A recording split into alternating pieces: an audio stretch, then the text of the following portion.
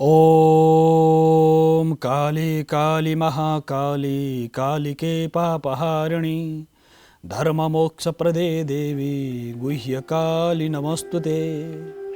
संसारभरि हामीलाई कार्यक्रम वास्तुशास्त्रको माध्यमबाट हेर्नुहुने सम्पूर्ण दर्शक महानुभावलाई हार्दिक नमस्कार। दर्शकवृन्द, प्रातःकालीन समय हामी अध्यात्म, पूजा, दर्शन, योग, साधना, ध्यान, अध्ययन भिन्न भिन्न काममा व्यस्त हुन्छौँ। यसका साथसाथै हामीले गरेका प्रत्येक कामहरू आफ्नो लागि छन्, स्वार्थका लागि छन् या परमार्थका लागि छन्, यो विषय बडो महत्त्वपूर्ण हो। परमार्थको जुन विषय छ, आफ्नो कुनै पनि आफ्नो लागि कोही छैन र अरूको लागि छ, लोक कल्याणको लागि छ, यो दुईटा भावनाबाट हामी कति सन्तुलित छौँ, कति सञ्चालित छौँ, हाम्रो मन, बुद्धि, मस्तिष्क कति गतिशील छ। यसका साथसाथै हामी बसेको भूमिमा त्यो भाव तपाईँको आउँछ या आउँदैन। यो वास्तुशास्त्री दृष्टिकोणबाट त्यो भूमि, त्यो गर्दै गरेको पूजा, ध्यान, जप, तपको प्रभाव तपाईँको जीवनमा कसरी ठिकठाक अवस्थामा छ, सहज अवस्थामा छ या तपाईँ असहज हुनुहुन्छ, यो विषय बडो गम्भीर छ। किनकि हामीलाई प्रत्येक समयमा जुन भाव उत्पन्न हुन्छ, त्यो त्यहाँको वस्तु, पदार्थ, त्यहाँका विविध प्रकारका भौतिक, अभौतिक सबै प्रकारका पदार्थले तपाईँलाई प्रभाव पारेको हुन्छ। दर्शक, यसकारणले वास्तुशास्त्रमा पनि यस विषयमा पनि व्यापक चर्चा गरिएको छ। यदि यहाँहरूलाई यो कार्यक्रममा फोन गरेर आफ्नो जिज्ञासा राख्न चाहनुहुन्छ भने तपाईँको टेलिभिजनका पर्दामा दुईटा नम्बरहरू आउने गर्छन्। यी दुईटा नम्बरहरू तपाईँका लागि हुन्। फोन गरेर आफ्नो जिज्ञासा प्रत्यक्ष रूपमा राख्न सक्नुहुनेछ। किनकि यो कार्यक्रमको माध्यमबाट हामी वास्तुशास्त्रका विभिन्न जिज्ञासाहरूलाई प्रत्यक्ष समाधान गर्ने गर्दछौँ। दर्शक, यो प्रसङ्ग साथसाथै हामीले यो श्रृङ्खलामा पर्यावरण वास्तुको बारेमा चर्चा गरिरहेका थियौँ। पर्यावरण वास्तु के हो, यसको प्रभाव कस्तो छ, पर्यावरणीय दृष्टिकोणबाट मानव जीवनसँग पर्यावरणको कस्तो अनुनासिक सम्बन्ध छ या छैन, हामी पर्यावरणीय जुन वातावरणीय अवस्थाबाट हामी विमुख भएर अगाडि बढ्न सक्छौँ या सक्दैनौँ, यो जिज्ञासा हाम्रा ऋषि महर्षिलाई हजारौँ हजार वर्ष पहिले भएको हो। त्यो जिज्ञासाको समाधान कसरी हुन सक्छ भन्दा पर्यावरणीय दृष्टिकोणबाट जीवनका कुरा, जगतका कुरा, प्रकृतिका कुरा, भिन्न भिन्न आयामका विषयहरू कसरी सञ्चालित छन्, कसरी तरङ्गित छन्, कसरी अगाडि बढ्न सक्छन्, यो विषय बडो गम्भीर छ। तसर्थ दर्शकवृन्द, जीवनमा पनि प्रकृतिका कुराहरू, प्रकृतिका विविध आयामहरू र समाजका प्रत्येक वस्तु पदार्थ र समाजमा रहेका प्रत्येक वस्तु पदार्थ र साथसाथै समाजले गरेको अभ्यासले पनि तपाईँले प्रभाव पाइरहेको हुन्छ भने भौतिकले पृथ्वी, जल, तेज, वायु, आकाश, यसका साथसाथ रङ, 7वटा रङ, साथसाथ 49 प्रकार रङ, 49 प्रकार वायु, प्रत्येकको प्रभाव मानव जीवनमा हुन्छ। यो प्रभावलाई अष्टवसु भनेर भनिन्छ। हामीले देवताको सन्दर्भमा चर्चा गर्छौँ, 33 कोटी देवताहरू भन्छौँ र 33 कोटी देवतामा यो प्रकृतिलाई पनि अष्टवसुको प्रभावले यी सारा पदार्थहरू, वस्तुहरू चलायमान छन्, गतिशील छन्। 33 कोटी भनेको 33 प्रकारका देवताहरू, 11 रुद्र, 11 रुद्रहरू, रुद्र शक्ति 11 छन्। साथसाथै अष्टवसु भनेर भनिन्छ, 8 वसु गरेर यो 22 भए। साथसाथै ग्रहको जुन अवस्था छ त्यसलाई गतिशील गर्ने, प्रकृतिमा निरन्तर रूपमा अगाडि बढाउने 12 आदित्य भनेर भनिन्छ। 12 आदित्य भनेको 12 प्रकारका सूर्यहरूको, आदित्यहरूको प्रभाव र प्रताप छ। 12 प्रकार सूर्य, अष्टवसु र 11 रुद्र। यसका साथसाथै अश्विनी कुमार गरेर 33 प्रकारका देवताहरू।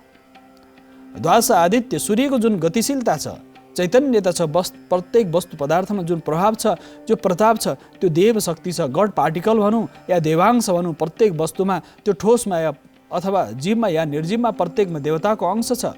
त्यो 12 आदित्य 12 प्रकारका प्रभावहरू छन्। त्यहाँ प्रकाशित हुने कुनै पनि वस्तुलाई सूर्यको प्रकाशले प्रकाशित हुने, गति दिने, स्थिर हुने, गतिशील हुने, नाशवान हुने सारा 12 प्रकारका अवयवहरू प्रत्येक वस्तुमा छ।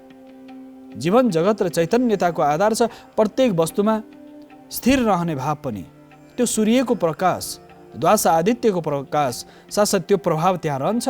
प्रत्येक वस्तुमा हुने त्यसमा गुण, त्यसको धर्म, त्यसको अणुमा त्यसको प्रभाव रहन्छ। त्यसलाई 12 आदित्यको प्रभाव प्रत्येक वस्तुमा छ। बडो गम्भीर छ विषय। यसका साथसाथै 11 रुद्र भनिन्छ, त्यसमा चैतन्यता, त्यसको गतिशीलता, त्यसको शक्तिको जुन विस्तार छ, व्यापकता छ, त्यसको अवस्था, स्वरूप, सारा आयामहरू त्यो रुद्रको प्रभावबाट गतिशील छन्, त्यो नष्ट छ। रुद्रलाई नाशवान पनि भनिन्छ, संहारक शक्ति पनि भनिन्छ। संहारक छ, सृजनशीलता छ, यो विनाशको आधार पनि त्यो आधारमा रह्यो। यसका साथसाथै अष्टवसु भनेर भने 8 प्रकार वसुहरू र 2 अश्विनी कुमार गरे 33 प्रकारका देवताहरू चराचर जगतमा गतिशील छन्। दर्शक यो चर्चा। यसका साथसाथै वस्तु पदार्थमा जब कुनै पनि वृक्ष वनस्पति र पर्यावरणमा हामी चर्चा गर्छौँ, वृक्ष वनस्पति र पर्यावरणमा प्रत्येक वस्तुको आफ्नो आफ्नो गुण धर्म छ। प्रत्येक वृक्ष वनस्पतिहरूको आफ्नो आफ्नो गुण धर्म स्वरूप स्वभाव रङ रूप स्वाद सुगन्ध सबै छ प्रत्येक वनस्पतिमा।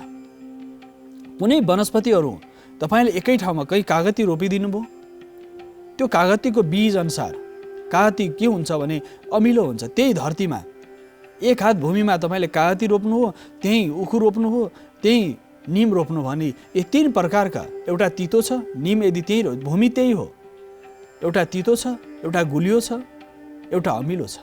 किन छ त?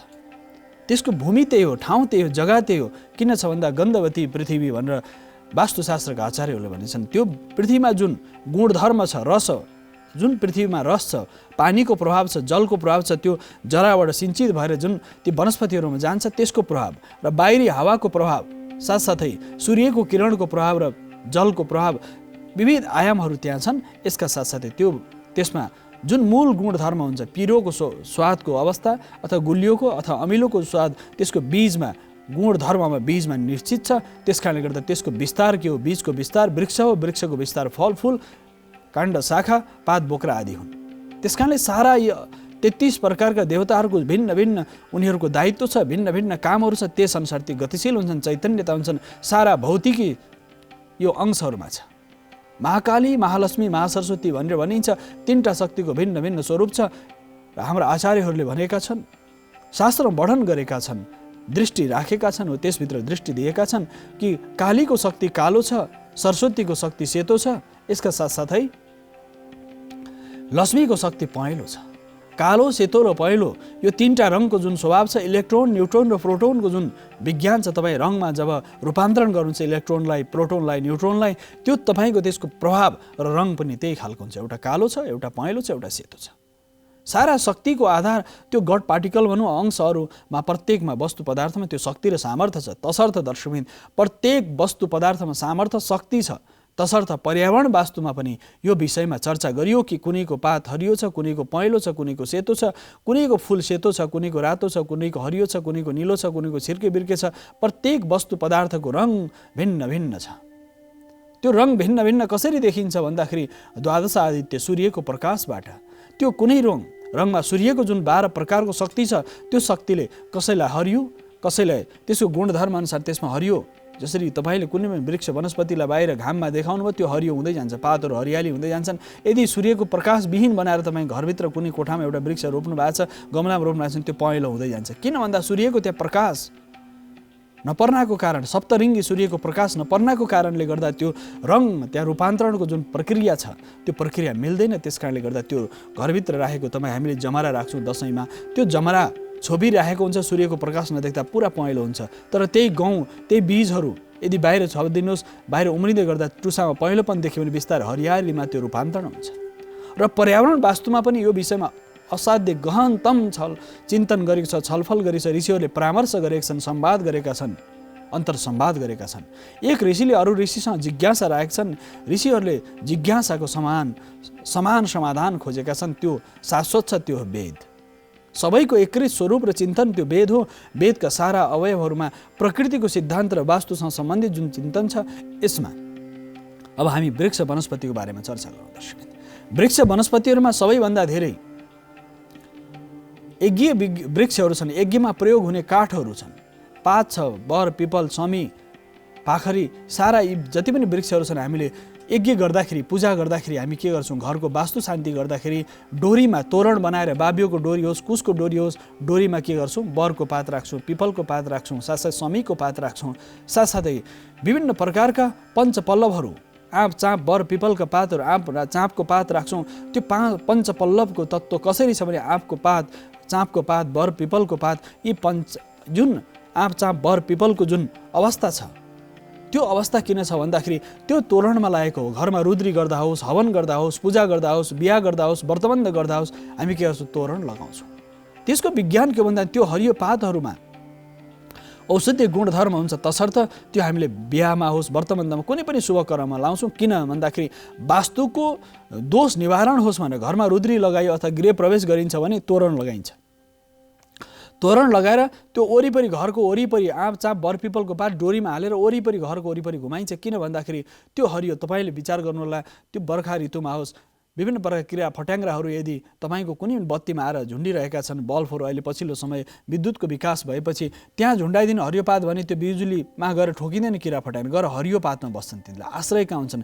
यस कारणले त्यो बाहिरबाट आउने जति पनि विजातीय तत्त्व छ, किरा फट्याङ्ग्राहरूको आक्रमण हुन्छ, घरभित्र नहोस् भनेर यो विज्ञान सम्बद्ध विषय छ कि बाहिर आएर ती पातहरूमा बस्दछन् र तिनीहरू तीबाट नष्ट भएर जान्छन्। त्यसमा औषधि गुणधर्म हुन्छ। यस कारणले दर्शकबिन हामीले विज्ञानको आयाम छ, विज्ञान र धर्म एकअर्कामा अनुन्यासी सम्बन्ध छ। तसर्थ रुद्री गर्दा होस्, हवन गर्दा होस्, जुनसुकै कार्य गर्दाखेरि पनि हामी बर पिपल आँप चाँपको पात अनिवार्य रूपमा राख्छौँ र कलशमा पनि त्यसको राख्छौँ। कलशमा पनि आँप चाँप बर पिपलको पात किन राख्ने भन्दाखेरि त्यसमा औषधीय गुण हुन्छ। आँपको पातमा, चाँपको, बर पिपल समीको पातमा औषधीय गुणधर्म हुन्छ। तसर्थ त्यो तामाको लोटामा भरेको जल, त्यसका साथसाथै त्यहाँ पञ्चपल्लवको प्रयोग, त्यो सप्त प्रकारका सप्त धातुको प्रयोग, साथसाथै पञ्चरत्नको प्रयोग, साथसाथै सर्वौषधि आदि गरेका औषधिहरू हालेर त्यो एउटा घोल बन्दछ। त्यो घोल गुरुहरूले पूजा गरिसकेपछि कलशमा भरिसकेको जल यदि घरमा वास्तु दोष कुनै ठाउँमा छ भनेदेखि त्यो पूजा गरिसकेको कलश भरिएको जल घरभरि छरिन्छ। यज्ञ पूजा गरिसकेपछि मन्त्रको प्रभावबाट त्यो जलमा शक्ति आधान हुन्छ।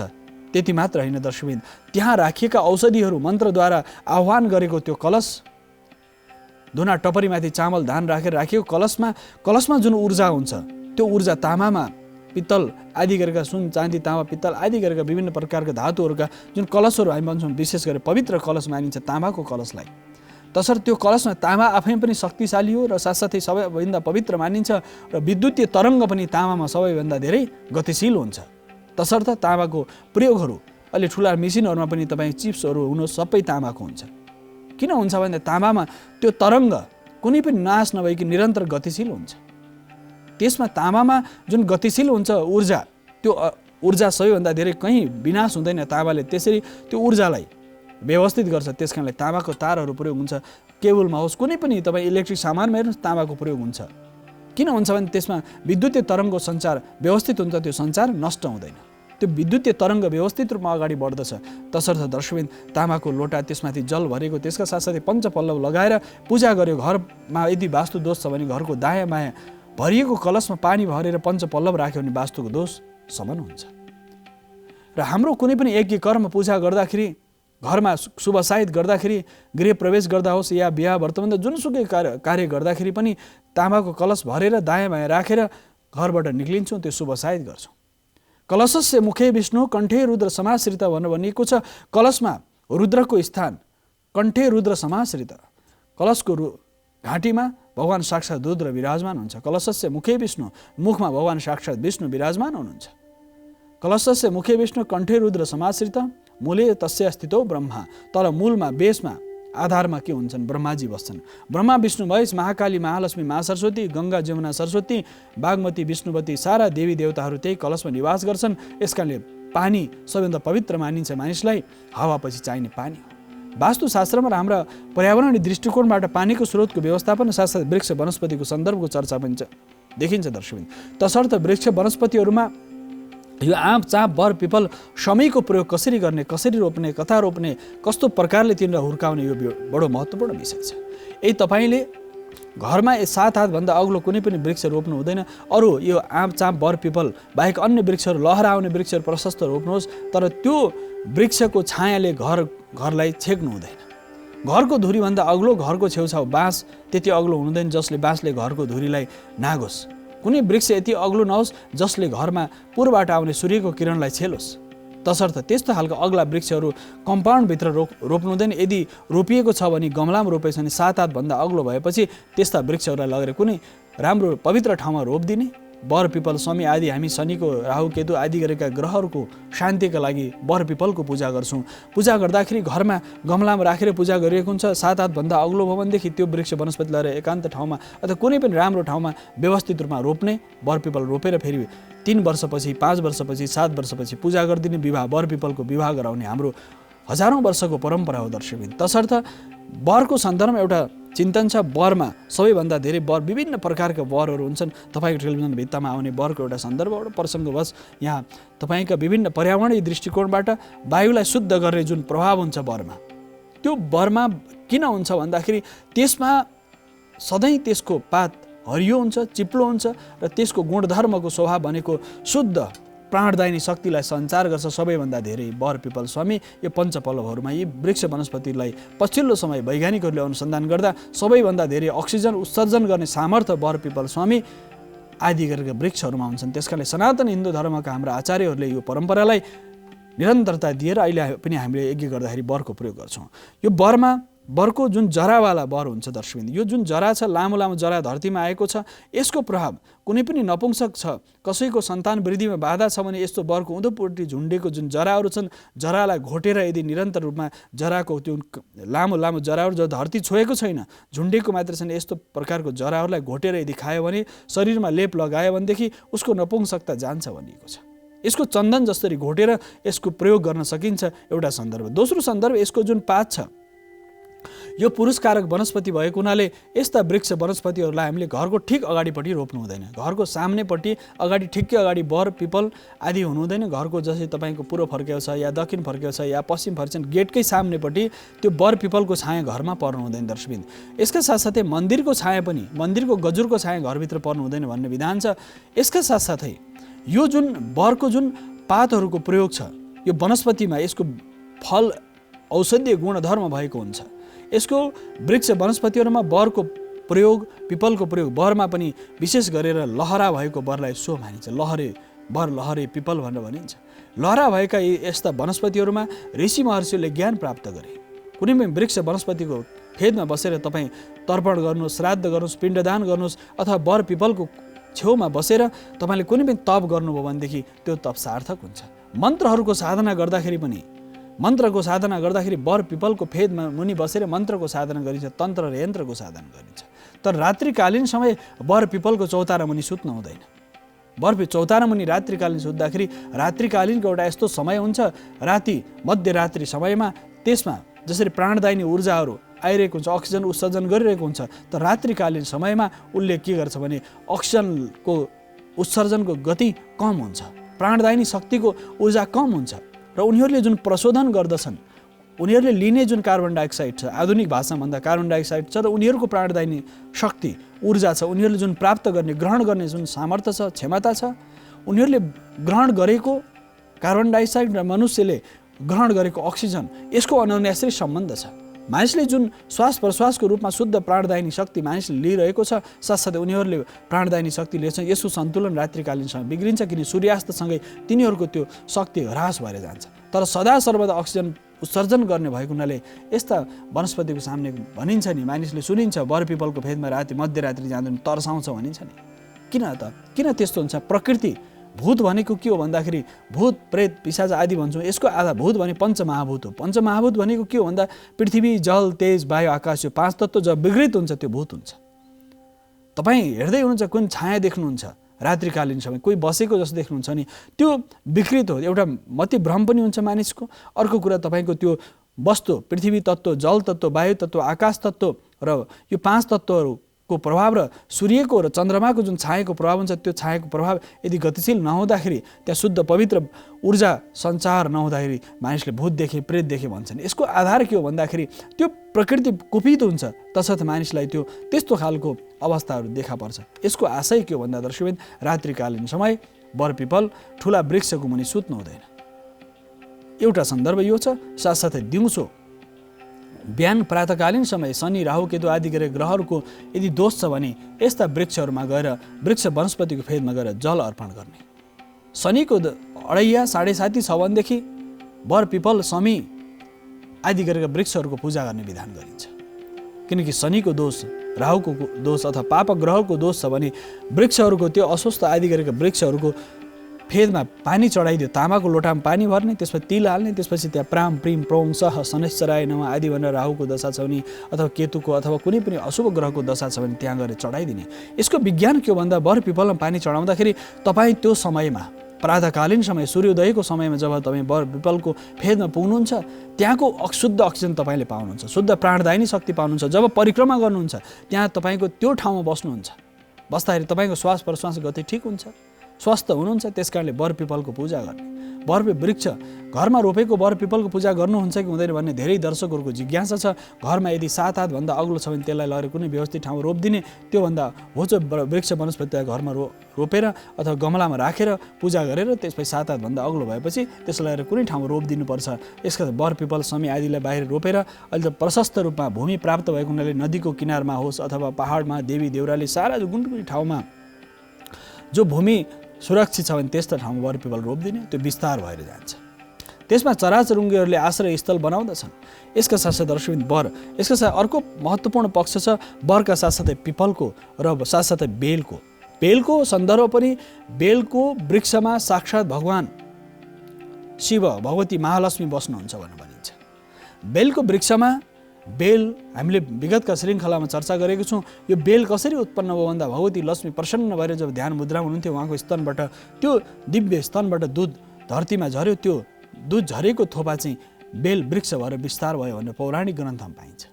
भगवान शङ्करको आँखाबाट झरेको जुन आँसुको थोपा छ त्यो रुद्राक्ष बन्यो भने भगवती महालक्ष्मीको जुन स्तनबाट धरतीमा जुन दुधको थोपा झऱ्यो त्यो वृक्षको रूपमा उत्पादन भयो र त्यो वृक्ष जस्तो विशाल विस्तार हुँदै हुँदै गएर यो स्थितिमा बेल वृक्ष निर्माण भयो भन्ने पौराणिक कथा पाइन्छ। यो यति धेरै औषधीय गुण हुन्छ दर्शकबिन, यसमा भगवान शङ्करलाई चढाइन्छ। भगवान शिवको कृपा प्राप्त गर्नको लागि बेल वृक्षमा सामर्थ्य यति छ। तपाईँले कुनै पनि शारीरिक रोग छ, मानसिक रोग छ भनेदेखि यसको जुन दाना हुन्छ बीज, यसको तेल निकालिन्छ दर्शकबिन। यो आज लाखौँ लाख मूल्यमा बेलको दानाको तेल लाखौँ मूल्यमा संसारमा बिक्री हुन्छ। साथसाथै नेपाल प्राकृतिक रूपमा औषधीय गुणधर्मको रूपमा यसको बेलको बीज अथवा बेलको गुदी पनि औषधीय गुण हुन्छ। शरीरभित्र कुनै पनि विजातीय तत्त्व छ, टक्सिन छ भनेदेखि विषादीको प्रभाव छ भने बेलको गुदीलाई रस बनाएर पिउँदाखेरि सारा पेट सफा हुन्छ। पेटको आन्तरिक रूपमा मल जति पनि शरीरमा जमेको छ त्यो निक्लेर जान्छ। यसका साथसाथै यसको विभिन्न औषधि हुन्छन्, विभिन्न औषधीय गुणधर्म प्रयोग गरिन्छ। साथसाथै वनस्पतिमा भगवान शिवलाई चढाइने यो वनस्पति हो। यसको प्रयोग, यसको जरा, यसको बोक्रा, यसको फल फुल पात सबै प्रयोग हुन्छ। औषधि गुणधर्ममा यसको प्रयोग हुन्छ। तसर्थ भगवान शङ्करलाई चढाउनुको आशय के हो भन्दा भगवान शिवलाई यदि बेलपत्र चढायो भने भगवान प्रसन्न हुनुहुन्छ, त्यो आशय त हो। तर विज्ञान के छ यसमा भन्दा तपाईँले बेलको पात मात्र हातमा छुँदाखेरि पनि त्यसको प्रभावले तपाईँको स्वास्थ्यको लागि सहयोग पुर्याउँदछ। सनातन परम्परामा बेललाई असाध्यै पवित्र मानिन्छ। अब कतापट्टि रोप्ने भन्दा घरको दक्षिणपट्टि रोप्ने, तर कति अग्लो हुनु भएन, 7 हातभन्दा अग्लो हुनु भएन। दक्षिणपट्टि काँडा भएका वृक्षहरूको दक्षिणपट्टि रोप्न सकिन्छ र कम्पाउन्डभन्दा अलिकति बाहिर रोप्नु भने त्यो शुभ मानिन्छ, किन यसमा काँडा पनि हुन्छ, फल पनि हुन्छ। तसर्थ वृक्ष वनस्पति रुद्रको स्वरूप भएको हुनाले उत्तर पनि रोपिन्छ। शिवको स्वरूप, शिवको प्रिय भएको हुनाले उत्तर पनि रोपिन्छ। दर्शक, यी वृक्ष वनस्पतिहरू अशुभ मानिँदैनन्। यी वृक्ष वनस्पति औषधीय गुणधर्म भएका कुनै पनि वृक्षले तपाईँलाई नोक्सान गर्दैन। औषधीय गुणधर्म भएका र साथसाथै यो पुरुषकारक वनस्पति भएको हुनाले यसको प्रभाव र प्रताप मानिसको लागि आयुष्य वृद्धिको लागि, स्वास्थ्यको लागि, रोग बाधक जति पनि तत्त्वहरू छन् तपाईँले विस्तार गर्दछ। शरीरमा हाम्रो रोग प्रतिरोधात्मक क्षमतालाई विस्तार गर्दछ। तसर्थ प्रत्येक अवस्था अनुसार बरको, पिपलको, समीको, बेलको पूजा गर्ने। बेलको कलम बनाइन्थ्यो प्राचीन समय, बेलको हाँगाको कलम बनाइन्थ्यो। जति पनि कलम बनाइन्थ्यो, हामी जुन हस्तलिखित ग्रन्थहरू पाउँछौँ ताडपत्रमा बेलको हाँगालाई कलमको रूपमा प्रयोग गरेर, त्यो काठलाई प्रयोग गरेर यसको के गर्न मिल्दैन, घरमा दराज बनाउन मिल्दैन। बर, पिपल, समी, बेलको वृक्षको दराज अथवा कुनै पनि बस्ने कुनै पनि सामग्री बनाउन मिल्दैन। जस्तै बर, पिपल, समीको दराज अथवा बस्ने कुनै पिर्काहरू केही पनि बनाउन मिल्दैन। यज्ञमा प्रयोग हुन्छ, हवनमा प्रयोग हुन्छ यिनीहरूको दाउरा। समिधाको रूपमा प्रयोग हुन सकिन्छ बरको समिधा, पिपलको समिधा, साथसाथै अन्य तर काष्ठका प्रयोगहरूमा सामग्रीहरू भाँडाकुँडामा बनाउन मिल्दैन बर, पिपल, समी, किनकि यज्ञमा प्रयोग हुने यज्ञ पात्रहरू बनाउन सकिन्छ। तर व्यक्तिले प्रयोग गर्ने कुनै पनि यस्ता खालका सामग्रीहरू बनाउन मिल्दैन, किनकि यसमा चोप आउँछ। दुध आउने वृक्ष वनस्पतिहरू प्रयोग न्यूनतम गर्नुपर्छ भनिएको छ वास्तुशास्त्रमा। तसर्थ दर्शकबिन घरको ठिक अगाडिपट्टि द्वारको सामने भने बर पिपल समी आदि वृक्षहरू अग्ला वृक्षहरू रोप्नु हुँदैन, किनकि त्यसको छायाले घरमा आउने सकारात्मक ऊर्जालाई रोक्दछ। तसर्थ घरभन्दा अलिक टाढा रोप्नु उपयुक्त मानिन्छ। बेलको सन्दर्भमा साथसाथै वास्तुको दोष निवारणको लागि 3टा मूल आयामहरू छन्। एउटा वनस्पतिको पर्यावरणीय दृष्टिकोणबाट वृक्ष वनस्पतिहरूको प्रयोग गरेर वास्तुको दोष निवारण गर्न सकिन्छ। त्यसमा विविध वनस्पतिहरू छन्। यदि उत्तर पूर्व ईशान कोणमा वास्तुको दोष छ भने धतुरो रोपेर ईशान काटिएको छ, ईशानपट्टि तपाईँको सम्पूर्ण अन्तिम भागमा शून्य छ भने गमलामा भए पनि तपाईँले तुलसी, गुर्जो, पारिजात, धतुरो आदि रोप्न सक्नुहुन्छ, जसले वास्तुको दोष शमन गर्दछ। पर्यावरणीय दृष्टिकोणबाट पनि र सम्पूर्ण सनातन वैदिक परम्परामा देवताहरूलाई चढ्ने जो फूलहरू छन्, वनस्पतिहरू छन्, पुष्प वनस्पतिहरूप्रतिको मानवको अनुराग हो। तत्सम्बन्धित पुष्प वनस्पतिहरू फूलहरूप्रति मानवको सकारात्मक धारणा हाम्रा ऋषि महर्षिले स्थापित गरे। कारण के थियो भने मानिसलाई बाँच्नको लागि शुद्ध अक्सिजन चाहिन्छ, शुद्ध प्राणदायिनी शक्ति चाहिन्छ। प्राणदायिनी शक्तिको लागि यस्ता वृक्ष वनस्पतिको रोपण, संरक्षण, औषधि गुणधर्मको प्रयोगबाट मानिस स्वास्थ्य र दीर्घायुष्यलाई प्राप्त गर्दछ। तसर्थ धतुरोलाई पनि मन्दबीज भनिन्छ। भगवान शिवलाई चढ्छ सेतो फुल, पहेँलो फुल, रातो फुल, निलो फुल्ने धतुरोहरू हामी प्रशस्त पाउँछौँ। र रुख धतुरो पनि नेपालमा प्रशस्त पाइन्छ, जुन एसियाभरि नै पाइँदैन त्यस्तो खालको धतुरो नेपालमा पाइन्छ। जुन नेपालमा 1400 भन्दा धेरै वृक्ष वनस्पतिहरू छन् जो औषधीय गुणधर्ममा प्रयोग हुन्छ। 1400 भन्दा धेरै वृक्ष वनस्पतिहरू नेपालमा पाइन्छन्। दर्शक यहाँ रैथाने वनस्पति हुन्, यो कुनै पनि आयातित वनस्पति होइनन्। यी सबै वनस्पतिहरू पर्यावरणीय दृष्टिकोणबाट एक एक वनस्पतिको बारेमा यदि चर्चा गर्ने भने दर्शकबिन हाम्रो त 1400 एपिसोड भन्न सक्छ, श्रृङ्खलाहरू भन्न सक्छ। एउटा वनस्पतिमै हामीले 1 घण्टाको कार्यक्रम बनाउन सक्छौँ दर्शकबिन, किनकि त्यसको गुण, धर्म, आयुर्वेद, शास्त्रीय दृष्टिकोणबाट त्यसका सम्पूर्ण रासायनिक जुन सङ्गठक त्यो वनस्पतिहरूमा हुन्छ, जस धतुरोमा हुन्छ। धतुरोको बीजमा रासायनिक सङ्गठन कस्तो छ, साथसाथै त्यसमा मादकता कतिको छ, त्यसमा तेलीय तत्त्व कति छ, साथसाथै त्यसभित्रको ऊर्जा कति छ, त्यसको प्रभाव कस्तो हुन्छ, यो सन्दर्भ बडो महत्त्वपूर्ण हुन्छ। तसर्थ धतुरोको जुन प्रयोग मन्दबीजको रूपमा गरिन्छ, मानिसलाई कुनै पनि आदि व्याधि लाग्यो भनेदेखि धतुरोको प्रयोगबाट उसको स्वास्थ्यको लागि पनि सहयोगी हुन्छ। तर यो महाबीज र मन्दबीजको रूपमा प्रयोग गरिन्छ। यसका प्रयोगहरू विविध प्रकारका प्रयोगहरू आयुर्वेदमा गरिन्छ दर्शकबिन। यो मादकताको लागि मात्र होइन, औषधीय गुणधर्म पनि भएको हुनाले यो धतुरोको जुन पात छ, बोक्रा छ, फल छ, फुल छ, जरा छ, सबै प्रयोग हुन्छ। भगवान शङ्करलाई सबै चढ्छ। भगवान शङ्करलाई महाकाल भनिन्छ। कालका पनि महाकाल किन भनिन्छ भन्दाखेरि भूत भविष्य वर्तमान जसको वरिपरि घुम्दछन्, जसको निर्देशनमा भूत भविष्य वर्तमान र कालले काम गर्दछ। यसका महाकालको पूजा गर्दाखेरि धतुरोको प्रयोग गरिन्छ। सोमबारको दिन भगवान शिवलाई धतुरो चढाइन्छ, अन्य बारमा पनि चढाइन्छ। कारण के हो भन्दाखेरि धतुरोमा औषधीय गुणधर्म भएको हुनाले धतुरोको प्रयोग मानवको लागि अति उपयुक्त मानिन्छ। यस अर्थमा यसको प्रयोग कसरी गर्ने, धेरै मानिसलाई यसको फुलको पेस्ट बनाएर यदि शरीरमा लगायो भनेदेखि शरीरमा आउने विभिन्न प्रकार विजातीय तत्त्वहरू समाप्त भएर जान्छन्। तर यसको सेवन अत्यन्त निषिद्ध गरिएको छ। धतुरो खान मिल्दैन। यदि विशेषज्ञ वैद्यहरूद्वारा यदि त्यसलाई औषधीय गुणधर्म प्रयोग गरिन्छ, तर धतुरो मानिसले सिधै खायो भने चाहिँ मानिसको यही लीला समाप्त हुन सक्छ, किनकि शरीरका सारा रक्त सञ्चारहरूलाई त्यसले बन्द गर्दछ। तर यसमा अर्को महत्त्वपूर्ण शक्ति के छ भने यसले वायुमा आएका विजातीय तत्त्वहरूलाई यसले शोधन गर्छ। त्यसकारणले धतुरो रोप्ने विधान गरिन्छ। यसकारणले दर्शकबिन यो चर्चाका साथसाथै छोटो विश्रामको समुख आइसकेको छु। विश्रामपछि पुनः आउने नै छु।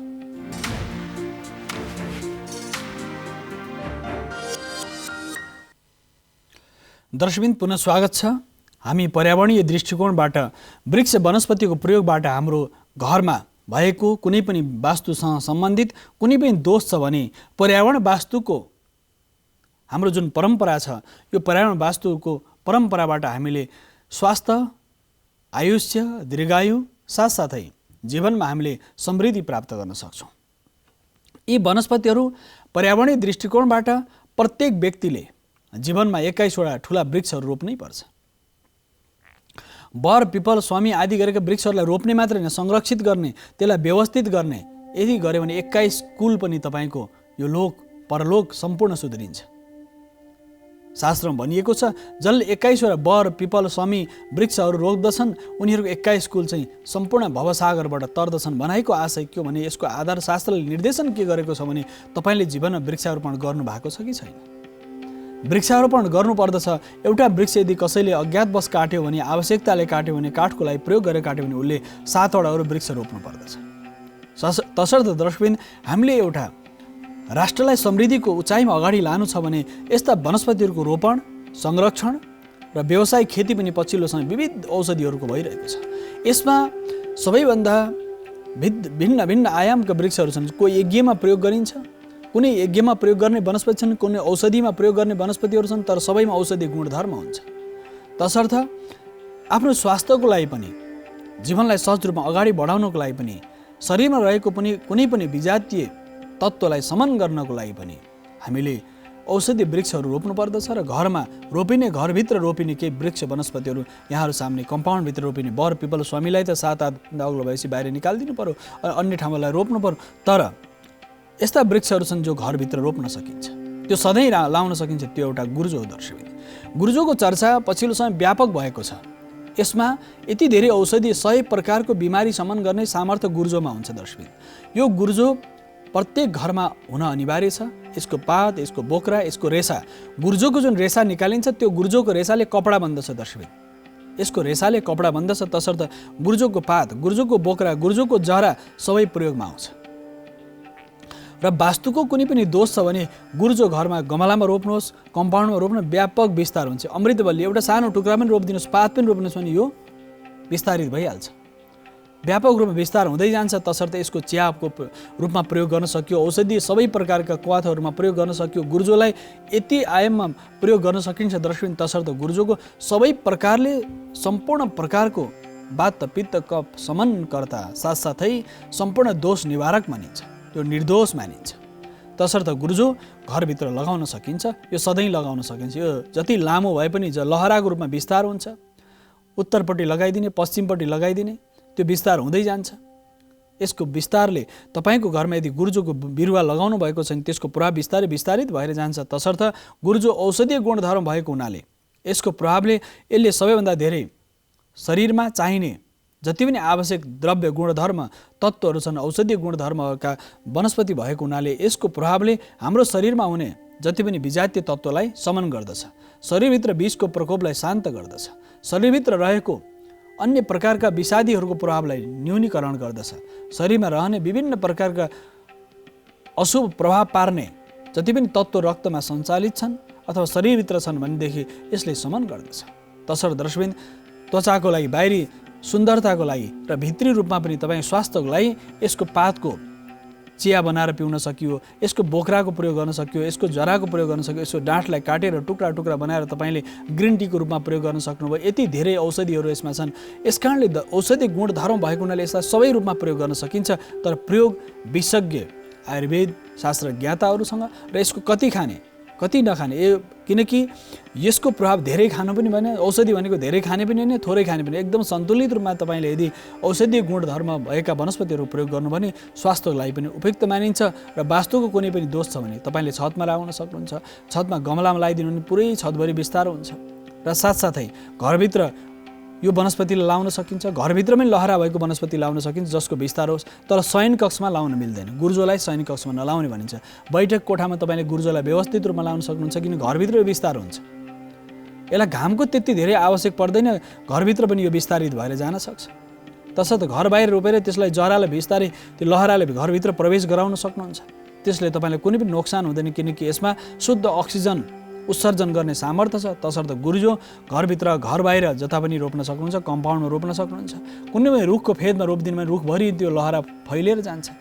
शास्त्रमा भनिएको छ यदि गुर्जोलाई निमको पातमा, निमको बोटमा यदि लगाइयो, जुन बोटमा त्यो लहरा जान्छ त्यसको औषधीय गुणधर्म त्यसको रूपान्तरण हुन्छ। निममा यदि गुर्जो, निमको बोटमा गुर्जोको लहरा यदि विस्तारित भयो भने निमको गुणधर्म आउँछ गुर्जोमा, र त्यो अत्यन्त ठुलो औषधि मानिन्छ। जुन वृक्ष वनस्पतिमा यो लहरा विस्तारित हुन्छ त्यो वनस्पति गुणधर्म र यो गुणधर्म मिल्दा झन् विशेष औषधीय गुण प्राप्त हुन्छ भनिन्छ। तसर्थ गुर्जो वास्तु दोष निवारणलाई उपयुक्त वनस्पति हो। दर्शकवृन्द, यसका साथसाथै खयरको प्रयोग हाम्रो नेपाली समाजमा यज्ञ पात्रहरूमा गरिन्छ।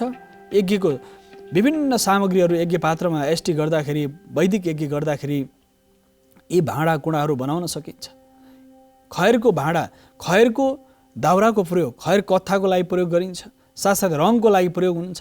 शरीरमा कुनै पनि चोटपटक लागेको छ भनेदेखि त्यो खैरको धुलो बनाएर लेपन गर्न सकिन्छ। यसको औषधि गुण धर्मको बारेमा त हामी आगामी समय चर्चा गर्नेछौँ, तर खैर पनि घरको दक्षिणपट्टि या पश्चिमपट्टि लाउन सकिन्छ, पूर्व दक्षिणमा लाउन सकिन्छ। दर्शकवृन्द, यसको किनकि रातो यसको स्वभाव हुन्छ, सेतो फुल्ने हुन्छ। खैर पनि असाध्य औषधि गुण धर्म भएको हुनाले मानव जीवनको लागि खैर अति उपयुक्त मानिन्छ। यसको विभिन्न प्रकार सामग्रीहरू बनाउन सकिन्छ। खैरको जुन विस्तार छ, ठुला ठुला रुखहरू हुन्छन्, तर पछिल्लो समय यति धेरै यो मासिँदै गएको छ, यो लगभग लोपन्मुख स्थितिमा जाँदैछ खैर। तसर्थ दर्शकवृन्द, हामीले खैरका जति पनि वृक्ष वनस्पतिहरू छन् हामीले संरक्षण गर्नुपर्छ। यसलाई विस्तारित गराउनुपर्छ। यसको विस्तार र यसको व्यावसायिक खेती गर्यो भनेदेखि वास्तवमा कृषकहरूले पनि प्रशस्त रूपमा यसको प्रयोगबाट लाभ प्राप्त गर्न सक्छ। यसको काठको प्रयोग, यसको बोक्राको प्रयोग, यसको पातको प्रयोग, साथसाथै भिन्न प्रकारको प्रयोगहरू खैरको हुनसक्छ। खैर तपाईँले वास्तु दोष निवारणको लागि पनि खैर रोप्न सक्नुहुन्छ। धेरै अग्लो भएपछि घरभन्दा अलि टाढा लगेर रोप्ने र यो अलि सर्न गाह्रो हुन्छ दर्शकवृन्द। यस कारणले यसको बिउ, यसको बोक्रा, यसको जरा सबै प्रयोग हुन्छ दर्शकवृन्द। तसर्थ खैरका भाँडाकुँडाहरू बनाउन सकिन्छ र यो यस्तो काठ हो जसलाई तपाईँले विभिन्न प्रयोगमा ल्याउन सक्नुहुन्छ। यज्ञ पात्रमा प्रशंसा गरिएको छ खैरको बारेमा। औषधि गुण धर्म भएका अन्य वनस्पतिहरूमा पनि मौलसिरी भन्ने एउटा वृक्ष छ, जसको पात, बोक्रा, डाँठ सबै प्रयोग हुन्छ।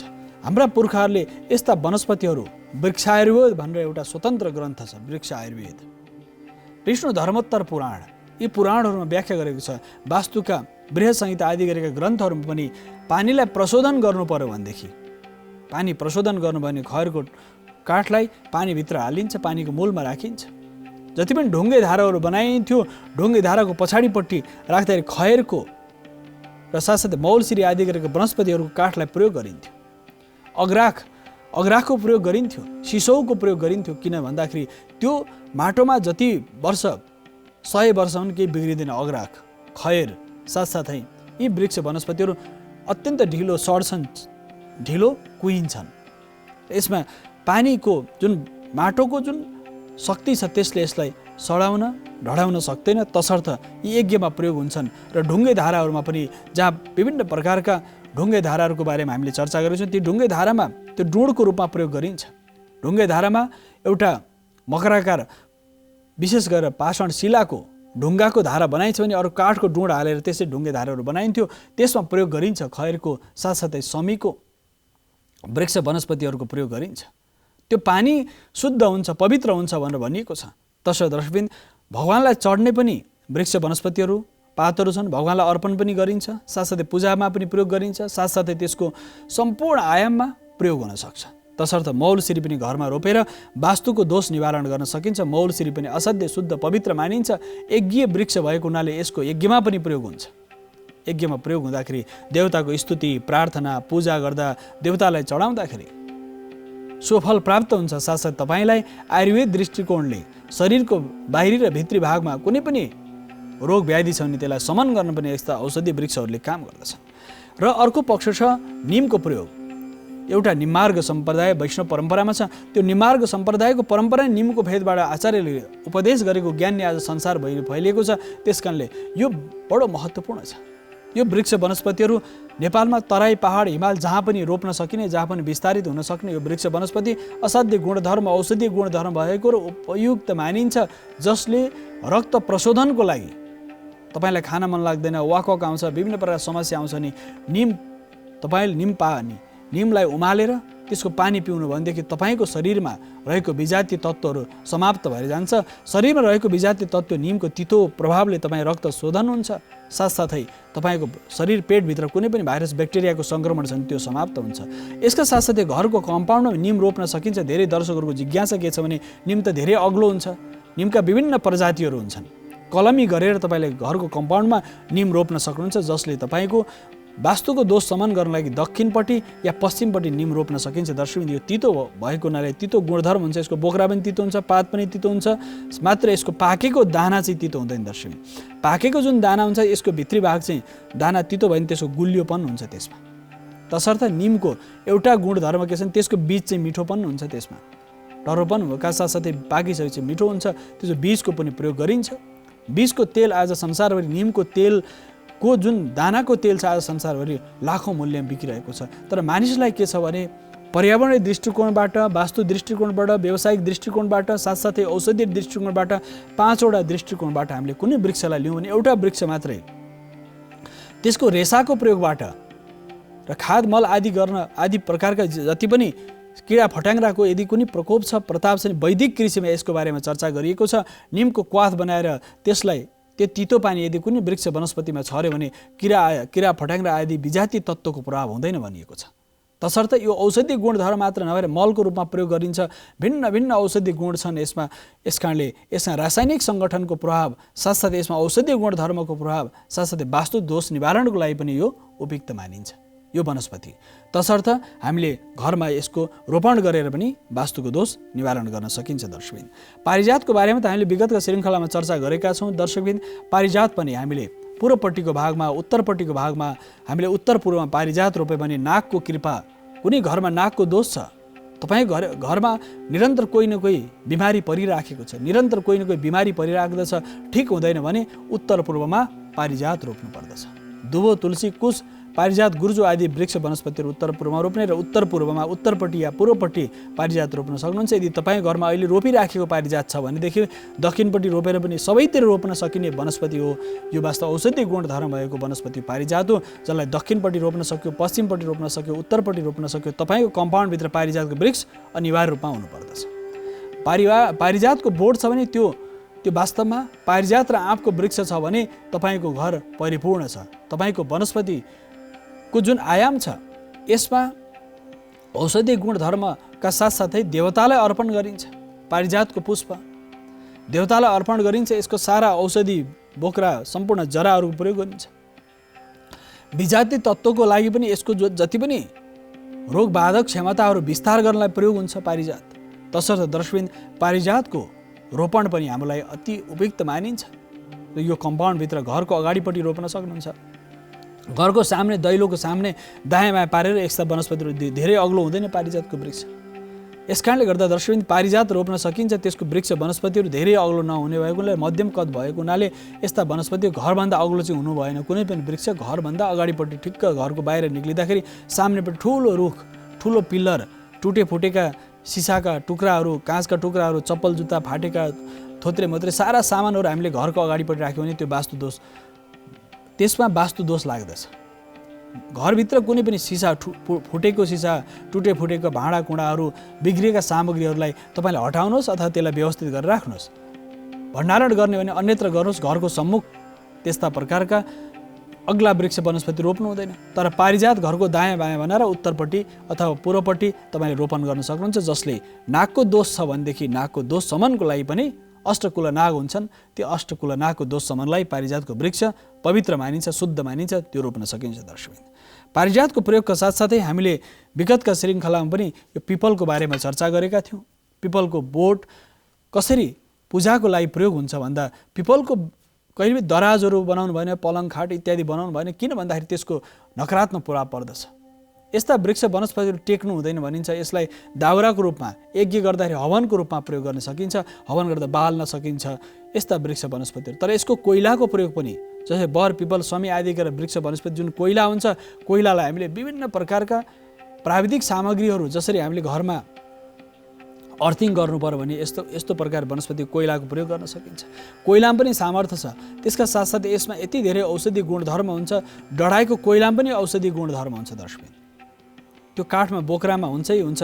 साथसाथै शुद्ध प्राणदायिनी शक्ति उत्सर्जन गर्ने सामर्थ्य पिपलमा रहन्छ। त्यस कारणले पिपलको पूजा ग्रह शान्तिको लागि, नवग्रहको समिधाको रूपमा पनि यसलाई, नवग्रहको पूजाको लागि, नवग्रहको हवनमा पनि पिपलको बरको प्रयोग गरिन्छ। यस्ता नवग्रहको शान्तिका लागि यस्ता प्रकार वृक्ष वनस्पतिहरूको समिधा, दाउरा बनाएर हवन गरिन्छ। जसले हवन गर्दाखेरि जुन धुवा बाहिर निक्लिन्छ, औषधि गुण धर्म भएका जति पनि वृक्ष वनस्पतिको काठ जुन हामी बाल्दछौँ, त्यो बाल्दाखेरि जुन धुवा विस्तार हुन्छ अथवा त्यसको अग्निको ज्वालाले त्यताको वरिपरिको सम्पूर्ण भागलाई शुद्ध बनाउँदछ र वायुलाई शुद्धिकरण गर्दछ। हावा हुने जुनै पनि विजातीय तत्त्व छ नि, हवन गर्दाखेरि, यज्ञ गर्दाखेरि त्यो उठ्ने धुवाँले चराचर जगतमा जुन वृष्टि हुन्छ, वृष्टि कसरी हुन्छ? अन्नाद भवति पर्जन्यो पर्जन्यात् दन्न सम्भवम भनिएको छ। अन्न विस्तार हुनलाई, खेतीपाती बढ्नको लागि तपाईँले वर्षा हुनु पर्यो, पानी पर्नु पर्यो समयमा। यदि समयमा पानी पर्नलाई के गर्नु पर्यो? यज्ञ गर्नु पर्दछ। यज्ञ गरिसके यज्ञको धुवाँ आकाशमा जान्छ। त्यो आकाशमा गएको यज्ञको धुवाँले त्यो धुवाँ बिस्तारै बिस्तारै त्यो बादलमा रूपान्तरण हुने क्रममा हुन्छ। समुद्रको किनारमा गएर सम्पूर्ण विभिन्न प्रकारका जलकणहरूलाई अवशोषण गरेर त्यो वृक्ष वनस्पतिहरूलाई फेरि वृष्टिको रूपमा फेरि प्राप्त हुन्छ। यसकारणले यो जुन इकोसिस्टम भन्छ नि आधुनिक विज्ञानले दर्शाइन्छ, यो चक्रीय जुन प्रणाली छ, चक्रीय प्रणालीको जुन गति छ, यसकारणले यज्ञ गर्नुपर्छ। यज्ञ गरेपछि समयमा वर्षा हुन्छ, समय वर्षा भएपछि फेरि वृक्ष वनस्पतिहरू उम्रिन्छन्, फल्छन्, फुल्छन्, फक्रन्छन्, फेरि यज्ञ गर्नुपर्छ। त्यसकारणले यज्ञ गर्न अति आवश्यक छ। हवन गर्दाखेरि निक्लेको धुवाँ, त्यहाँबाट निक्लेको धुवाँ वायुमण्डलमा मिश्रित हुन जान्छ। वायुसँग मिश्रित भएपछि त्यो बादलमा रूपान्तरण हुँदै हुँदै गएर फेरि वर्षा हुन्छ। वर्षा भएपछि फेरि पानी पर्दछ। त्यो वर्षाको जुन क्रम छ त्यसमा पनि हिमाली भेगबाट तराई पहाड र विभिन्न फाँटहरूमा वर्षाको जुन विस्तार हुन्छ, त्यो विस्तारमा पनि ऋतुअनुसार वर्षा हुने जुन क्रम छ, त्यो क्रममा पनि त्यो औषधि गुणधर्मको प्रयोग तपाईँले गरेको यज्ञमा गरेको आहुति, यज्ञमा गरेको जुन कर्म छ, त्यसको परिणाम र प्रभावले त्यो सम्पूर्ण वायुकणहरूलाई शुद्ध गर्दछ। यसका साथसाथै वृष्टि हुँदाखेरि त्यो सम्पूर्ण औषधि गुणधर्म फेरि धरतीमा फर्कन्छ। पानीमा त्यो पहिले बादलमा रूपान्तरण भयो, त्यसपछि पानी पर्यो, पानी परिसकेपछि पानीको कण पनि त्यो औषधि गुण आयो, त्यसपछि फेरि त्यो क्रम निरन्तर चलिरहेको छ। त्यसकारणले यज्ञ गर्नुपर्दछ, हवन गर्नुपर्दछ। यसकारणले सनातन वैदिक परम्परामा जन्मदेखि मृत्युसम्म हवन गरिन्छ। मानिस बालक जन्म्यो, न्वारण गर्नु पर्यो, हवन गर्नुपर्दछ। यसका साथसाथै विवाह गर्नु पर्यो, अग्नि प्रज्वलित गर्नु पर्यो, आगो बाल्नु पर्यो, हवन गर्नु पर्यो। मानिसको सबै प्रकार संस्कारहरूमा हवन गरी 16 प्रकार संस्कार हुन्छ। गर्भधान संस्कारदेखि अन्त्येष्टि संस्कारसम्म 16 प्रकार संस्कारमा तपाईँलाई दाउराको प्रयोग अथवा संविधाको प्रयोग अति आवश्यक छ। त्यो संविधाको प्रयोग कुन प्रकार संविधाहरूको प्रयोग गर्ने त? त्यसमा अग्राखको संविधा, बर पिपलको संविधा, साथै समी, निम आदि गरेका वृक्ष वनस्पतिहरूको संविधा, आँपको संविधाका विभिन्न आयाम छन्। कुन यज्ञ गर्दै हुनुहुन्छ, कुन प्रकारको यज्ञ कर्म गर्दै हुनुहुन्छ, तान्त्रिक गर्दै हुनुहुन्छ, यन्त्रको साधना गर्दै हुनुहुन्छ, मन्त्रको साधना गर्दै हुनुहुन्छ, नि कुन प्रकारको तपाईँले साधना गर्दै हुनुहुन्छ, कुन देवताको पूजा गर्दै हुनुहुन्छ, तत्सम्बन्धी देवताको लागि त्यस प्रकारका वनस्पतिहरूको दाउरा संविधाको प्रयोग गरिन्छ। त्यो दाउराहरूको प्रयोग किन गरिन्छ भने संस्कृतमा जुन संविधा भनिन्छ वास्तवमा त्यो अग्निसँग सम्बन्धित छ, अग्निको ऊर्जासँग सम्बन्धित छ। हामी नेपालमा जति पनि यज्ञहरू गर्छौँ अथवा संसारभरि सनातन हिन्दू वैदिक परम्पराका व्यक्तिहरूले जति यज्ञ गर्छौँ त्यसमा हवन अनिवार्य रूपमा गर्छौँ। त्यसमा संविधाहरूको प्रयोग पनि यज्ञको आधारमा भगवान शिवको पूजा गरिदिनुहुन्छ, शिवको लागि हवन गरिदिनुहुन्छ, त्यसको लागि संविधा भिन्न। साथसाथै विष्णुको लागि पूजा गरिदिनुहुन्छ, विष्णुको लागि गरिने संविधा भिन्न। साथसाथै कुन देवताको लागि, कुन ग्रहको लागि, कुन नक्षत्रको लागि गरिने यज्ञको लागि कुन प्रकारको संविधाको प्रयोग गर्ने, त्यो संविधाको प्रयोगबाट तपाईँको कर्म जुन गरिएको कर्म छ, यज्ञ कर्म, तपाईँले परिवारको सुख शान्तिको लागि गरेको कर्म, अथवा तपाईँले यो पौष्टिक कर्म भनिन्छ अथवा संस्कार जनित कर्म भनिन्छ। कर्म विविध आधारहरू छन्। कुनै मलाई फल प्राप्त होस्, कुनै सुख शान्ति मिलोस्, अथवा कुनै पनि कार्यमा सिद्धि प्राप्त होस् भनेर गरिने कर्म एउटा छ दर्शकवृन्द। अर्को प्रसङ्ग छ त्यस्तो कर्म जुन कर्मबाट तपाईँले सामर्थ्य, शक्ति, ऊर्जा प्राप्त गर्नुहोस् र देवताको कृपा प्राप्त होस् भनेर गरिने कर्म। र साथसाथै अविचार कर्म भनिन्छ। मारण, मोहन, वशीकरण, स्तम्भन र उच्चाटन गरेर यस्ता प्रकार षट्कर्महरू गर्दै हुन्छन्, त्यसमा संविधाको भिन्न प्रकारको प्रयोग हुन्छ। साथसाथै गर्भधान संस्कारदेखि अन्त्येष्टिसम्म गरिने जुन कर्ममा, सबै कर्ममा हामीले हवन गर्नुपर्दछ। त्यो हवनको प्रभावले हामीले चाहेको कार्यसिद्धि गर्न सक्छौँ, हामीले प्राप्त गर्ने सामर्थ्यहरू प्राप्त गर्न सक्छौँ। तसर्थ जुन सिद्धिको लागि कर्म गरिन्छ, जुन सिद्धि प्राप्त गर्नको लागि कर्म गरिन्छ, साधना गरिन्छ, मन्त्रको जप गरिन्छ, मन्त्रद्वारा हवन गरिन्छ, साथसाथै तर्पण गरिन्छ, जुनसुकै कर्म गरिन्छ भनेदेखि त्यसमा यी वृक्ष वनस्पतिहरूको पातको, जराको, बोक्राको साथसाथै सबै प्रकार वनस्पतिहरूको प्रयोग गरिन्छ दर्शकवृन्द। तसर्थ यसमा पनि पिपलको संविधाको प्रयोग पनि गरिन्छ तन्त्रमा, र अघोर आदि गरेका साधनाहरूमा पनि पिपलको संविधाको प्रयोग गरिन्छ। अन्त्येष्टि कर्ममा आदि विभिन्न कर्म पनि बर, पिपल, समी, तुलसी आदि गरेका वृक्ष वनस्पतिहरूको अन्त्येष्टि गर्दा मानिसको जब अन्त्य हुन्छ त्यति बेला स्टीमा पनि यस्ता खालका वृक्ष वनस्पतिहरूको प्रयोग गरिन्छ, जसले अन्त्येष्टि कर्म पनि यस्ता खालका दाउराहरूको प्रयोग गरिन्छ, जसले मानिसको जीवन यो लोक ठिक भए पनि फेरि मृत्युपछि पनि यस्ता वनस्पतिहरूको प्रयोगबाट, औषधि दाउराको प्रयोगबाट पनि उसको जीवन सार्थक र सफल हुन्छ भनिएको छ। यो जीवन त यो शरीर त यो धरती छोडेर गयो, तैपनि उसको अन्त्येष्टि पनि यस्ता यज्ञ वृक्षहरूलाई प्रयोग गरेर यदि अन्त्येष्टि कर्म गर्छ भने त्यसको यो लोक पनि सुध्रियो, परलोक त सुध्रियो। उसको कर्म गति अनुसार उसले आफ्नो गति प्राप्त गर्छ दर्शकबिन।